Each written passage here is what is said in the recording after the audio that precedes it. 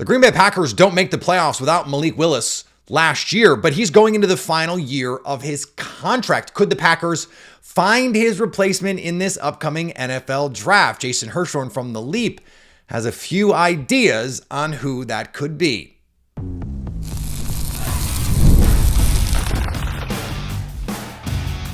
You are Locked On Packers, your daily Green Bay Packers podcast. Part of the Locked On Podcast Network, your team every day. You are Locked On Packers, part of the Locked On Podcast Network, your team every day. I'm Peter Bukowski, and I cover the Packers for The Leap, a newsletter I would love for you to subscribe to. Follow me on Twitter, Peter_Bukowski. Follow the podcast on Twitter, Locked On Packers. Like us on Facebook. Subscribe to the podcast, iTunes, Spotify, Google Podcasts, wherever you find podcasts, you will find Locked On Packers, the #1 Packers podcast on the internet.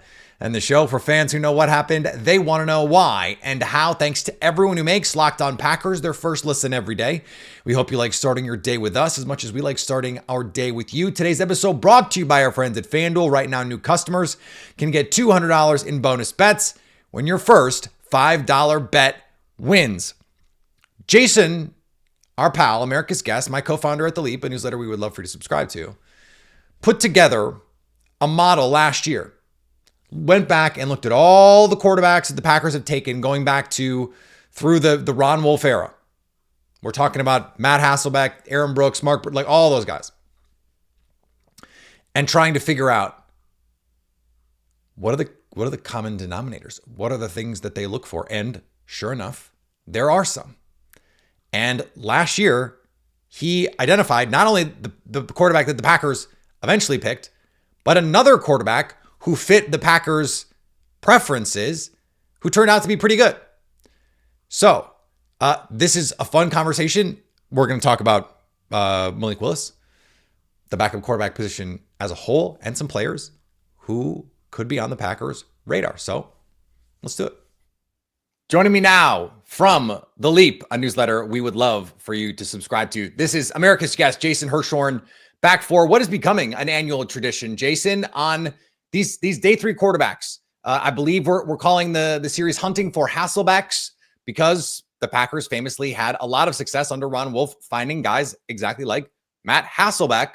And there's an opportunity here to do it again. Let's start before we get to the measurements and the prospects.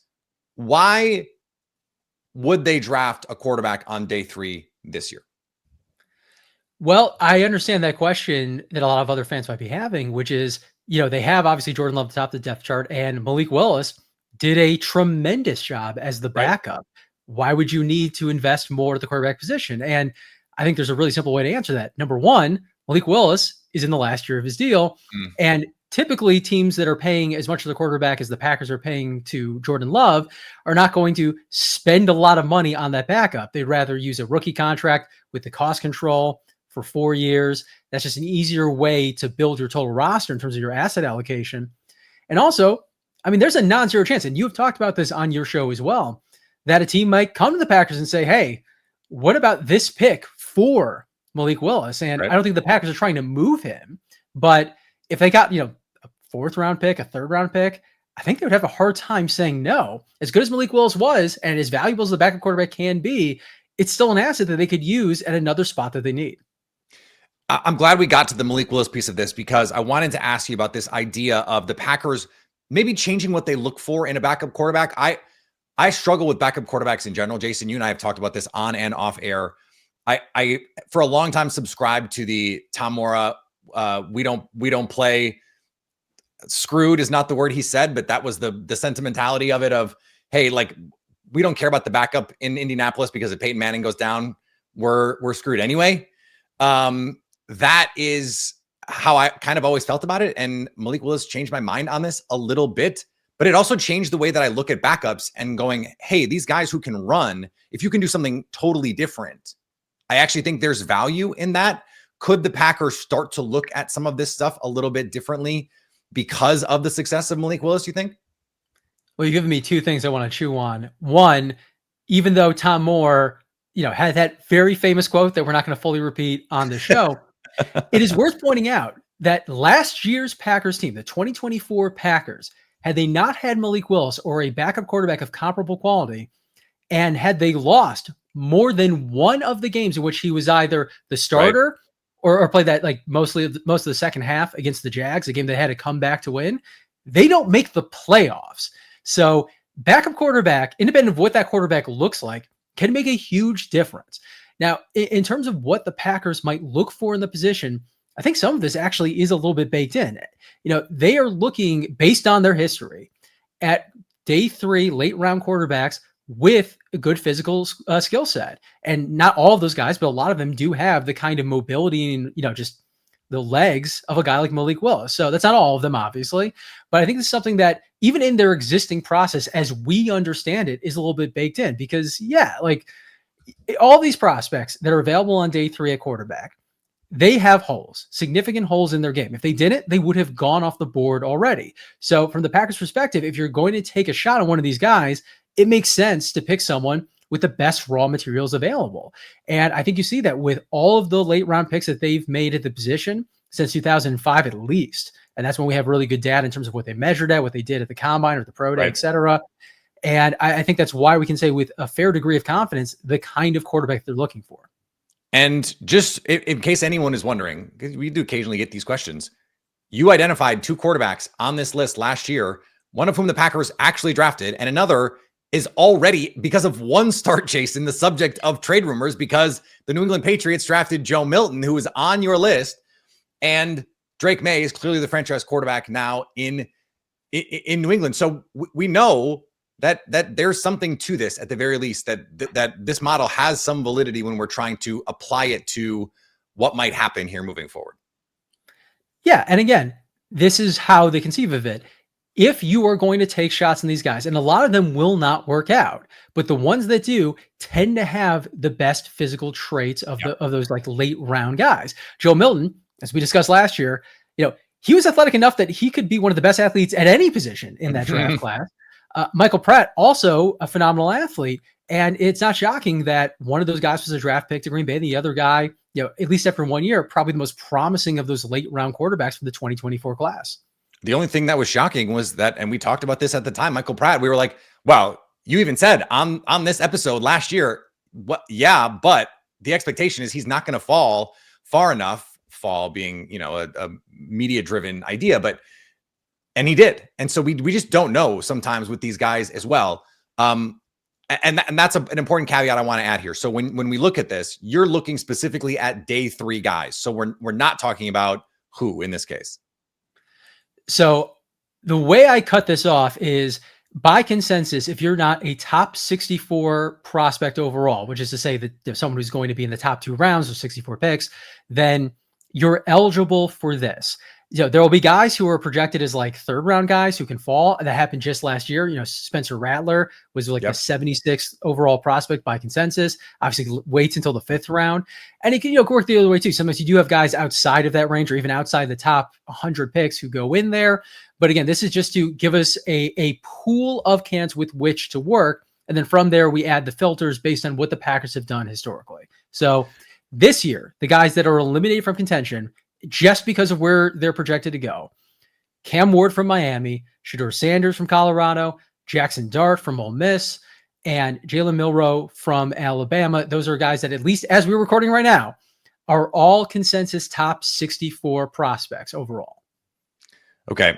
And as we mentioned, any of those guys could fall. We don't know. So that's just you have to cut it off somewhere.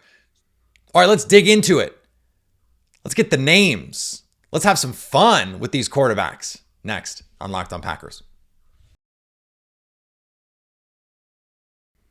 March Madness is here, and FanDuel is giving you the chance to get in on the action like never before. You still got time. There's still plenty of games left to have some fun. Right now, new customers can get $200 in bonus bets when your first $5 bet wins. That's $200 extra bucks to use on everything from buzzer beaters to Cinderella stories and even who's cutting down the nets. You got the women's tournament that you can grab. You've got the men's tournament that you can grab. There's always something happening. There's tournament games almost every day, so there's always something exciting going on. The FanDuel app is easy to use, and when I win, I get paid instantly. No waiting around. Let me just throw another one in here for you. Nelly Korda over on the LPGA Tour. Shot 67 on the opening round. If you are listening to this and have a chance to bet that future, the last 4 times she shot 67 in an opening round, she's won 3 of them. I'm just saying. So visit FanDuel.com and get in on the college hoop action all tournament long. So when we talk about what the traits are that the Packers are going to be looking for here, what are they? So there are really 3 prongs to this. One, and Brian could discuss this last year, is experience. So, some of these guys will have, like, especially in the current era with the transfer portal and still kind of that COVID year of extra eligibility in there, they'll have a lot of experience. But in general, looking for guys who've started 32 plus, or not started, played in 32 plus games. That can be starts, that can be just games in which they made an appearance, but that is the amount that pretty consistently. It's a lot. Yeah. Again, late round guys, they've made exceptions with guys earlier. Like Aaron Rodgers did not have 32 games at Cal, to the best of my knowledge. I don't think Jordan Love did either. But it's a little different with these late round guys. Again, they're looking for people who, obviously have the physical tools, and we'll get to that in a little bit. But also, it kind of makes sense that if you have a player who has just been in more games, just been in college longer, it's probably going to be less of a learning curve when they get to the NFL in terms of the ability to be a meaningful backup. Like that's what Gutekunst said. And again, based on the Packers' actual historical decisions with these late round guys, that is backed up. So again, experience. We're also looking for, as we discussed earlier, being an above average athlete. That could be just a little above average. That could be way above average. I use RAS in the piece, not because I think the Packers actually use that, but because I think it's just a reasonable way of assessing how these quarterbacks are relative to the rest of their peers in the NFL. And the other thing is height. Now, the Packers are actually much more flexible in height than other teams. Like there are teams who will not consider drafting you in any round if you're not like 6'3.5" or above. The Packers seem to be way more flexible with that. However, they have not drafted since really they established the height and weight thresholds early in the Ron Wolf era in the mid 90s. They have not drafted a quarterback below 6'2", or at least they were rounded to 6'2" or above. So those are the things. There's flexibility within that, obviously, but based on their history, those are the guys that they're looking at. Oh, and also quarterbacks that attended the combine. There's exactly one exception to this in terms of guys that they drafted. That was Sean Clifford in 2023. And as I explained in the piece, there might be a very specific reason why he was an exception, and it's something we can use to project these guys going forward. Okay, so then let's look at this list, understanding there is only going to be so many of these, and the Packers may not pick any of them because, look, they may not be there. They may be other players that they like more. So all those caveats apply. Let's go over some of these names. Talk to me about what you found here. So there's, again, based on those criteria and some other things, there are 4 names solidly that I think meet their criteria, and 7 who might, if you're counting those original 4. Oh, 7 total. Okay. Yeah. And as you may have heard, there are fewer players completing the various pre-draft tests, and that does affect this.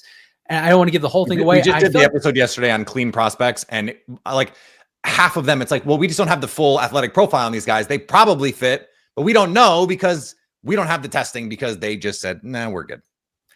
Exactly. So I feel like I was able to find, specifically for quarterbacks, a reasonable proxy for the athleticism, and that did eliminate some names, and it also bolstered a few.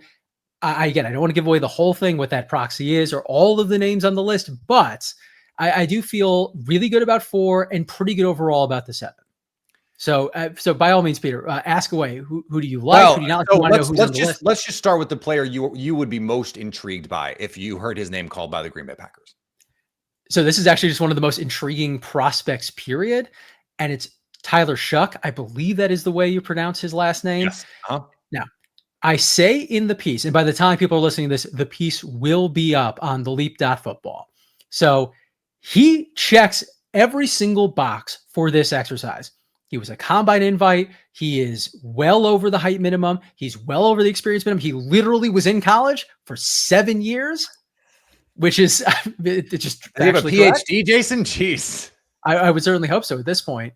And he tested as a phenomenal athlete. Yeah. And it's not just like he has these, various like athletic tools. Like you see them when he plays. Like he'll have some very crazy moments. There's like a little bit of Will Levis in his game, but he'll also have some crazy impressive throws. So you've probably heard, as other people have, that some teams are considering drafting him in the top 100. At least I've even heard and read that some teams might consider him in the first round. Yeah. That said, by consensus, he is not in the top 64. And I make this point in the piece. There are fewer older prospects at that position drafted than you might think in terms of really old. Like he's going to be an age 26 rookie. Yeah, Peter, do you want to guess how many? We know that we're close. Do you want to guess how many age 26 or older rookie quarterbacks have been drafted in the NFL since the merger in 1970? I mean, I assume it's a crazy low number, like less than 10. It is less than 10. I will give you a second guess if you want to try. 4. It's 3. Okay. 3.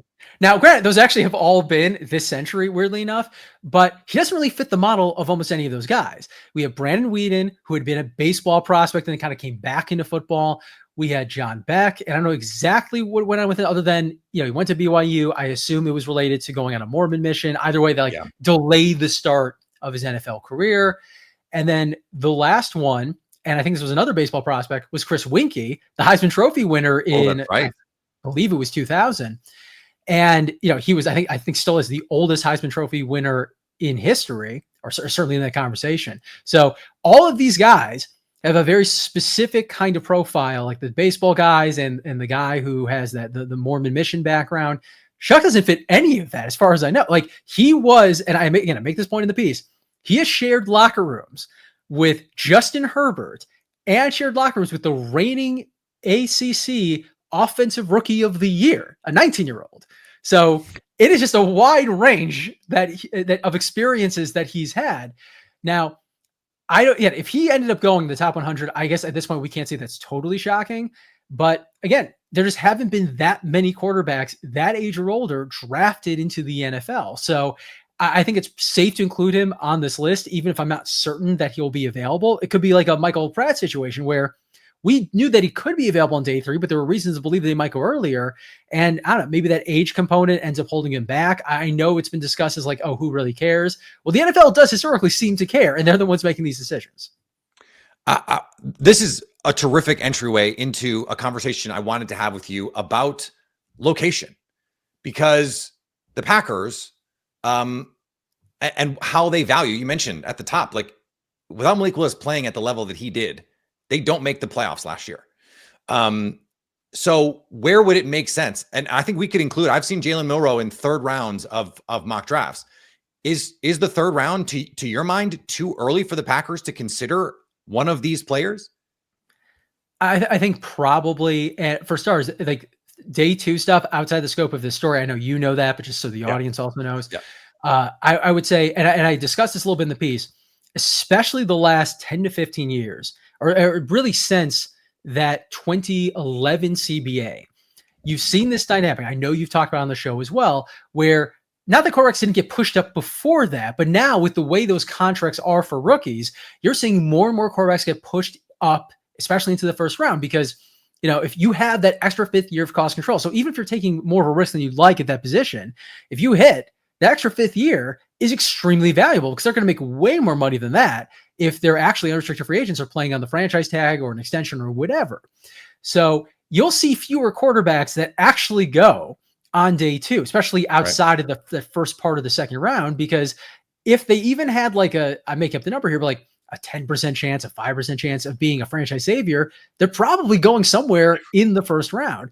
And if you're not above that threshold, you kind of get pushed the other way. Like you're not someone that we feel is like particularly likely to develop, or has a decent enough chance anyway, to develop into a starter. So we'll just wait to take you or someone like you on day 3. So in terms of the third round, it's not a Jalen Milroe thing. It's just a general thing. It's just hard to see a quarterback there being valuable enough to the Packers, because chances are the guys that had, the best profiles, at least good enough to draft in the top 100, probably going in the top 50, maybe even the top 40, and everybody else gets pushed back. So I just don't think that the way the draft has gone across the league, that just seems unlikely to me.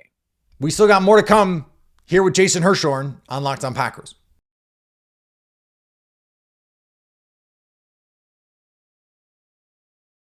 It's a fascinating question because I think, to your point, we don't know how those guys will be valued. And I've seen, like you mentioned, Tyler Shuck, first round potential in terms of like that's been discussed. But we've also, Spencer Rattler was discussed. Hey, back end of the first round, that might happen. And then sure enough, on day 3, he's available. If there is one of these guys other than Tyler Shuck, who you go, okay, I'm pretty confident they will be a day 3 guy. And there's a fit here for the Packers in where I think they're going to go. Like, is there a Goldilocks zone here for you where like this is kind of the match made in Green Bay draft heaven? So I don't know if it's quite that strong, but I do think there's a guy who it would be frankly shocking if he went in the first 3 rounds, but I do think has a very strong chance to be drafted. And based on what Matt LaFleur has said that he likes, I actually think would make a lot of sense for them. And should I just give you the name, or should we tease it? Wait, hold on. Give me the name, but I need to say, for the listeners who are not watching us on YouTube, Jason had a huge smile on his face leading this in. So now I am on pins and needles trying to figure out who he's talking about, please. So this quarterback is Seth Hennigan. Now, this is not a big program. He played at Memphis. He actually played his entire career at Memphis. It's not the Memphis component that's interesting alone. There are just a lot of quarterbacks in this or any draft class that spent their entire career at one school. Right. Like Cam Ward, the odds-on favorite to be the number 1 overall pick, played at 3 different programs, only 2 of which were even in FBS. So again, with Hennigan, so he has the experience, he has the size, he has the athleticism, he went to the combine. He checks all those boxes. But what's interesting to me is kind of how good he was at creating big throws, or at least moving the ball down the field in ways that you don't see with all of these college quarterbacks these days, and minimizing mistakes. So in 2024, he completed 30 big time throws. That is a stat from Pro Football Focus. Right. And basically they're not all down the field, but they're usually deeper down the field. They're into tighter windows. These are not like the layup, wide open, schemed open things. These are, you had to make the right throw to the right receiver. And this is on you, not on the scheme. And he had 30 of those. So for context, Quinn Ewers, the quarterback from Texas, another likely draft pick, had 21. That was actually like one of the higher amounts. And then here's the other part of it. Hennigan only had, and I'll double check the number here, I believe it was only 11 turnover-worthy plays. The name kind of describes what the plays are itself. And again, to use Ewers as a comparison, Ewers he had 21 turnover-worthy plays. So this is a guy who's actually creating a lot of big opportunities for his offense, and he's not putting them in danger all that much in relative terms. So I don't think he's going to go in the first 100 picks, essentially the first 3 rounds of the draft. 4th round, that might happen, but he's probably more like a 5th and on round kind of prospect. And again, he meets all of the criteria that we have established. And, LaFleur said he likes fearless throwers. I know you're familiar with that language with him. And I would say that description sounds like a fearless thrower, but a guy who's also not going to get his team into trouble as much as you think if he's throwing into tight windows or down the field that much. All right. Last bit here. You mentioned there's this, you did some delineations on like, hey, there's this group, and then there's this, we think this other group.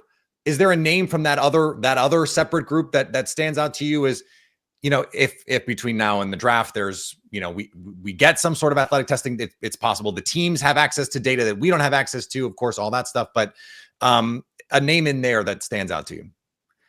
Yeah, and you're not going to get athletic testing for him because he's coming off an injury, but it's Curtis Rourke, the quarterback from Indiana. Now, he had one of the most stunning seasons I've seen from a quarterback, not because it was the best overall season, but it's who it came from, where it came, his background. He spent the vast majority of his college career at Ohio, a MAC program. And he actually was a borderline NFL prospect, a late round guy, but still when he was there.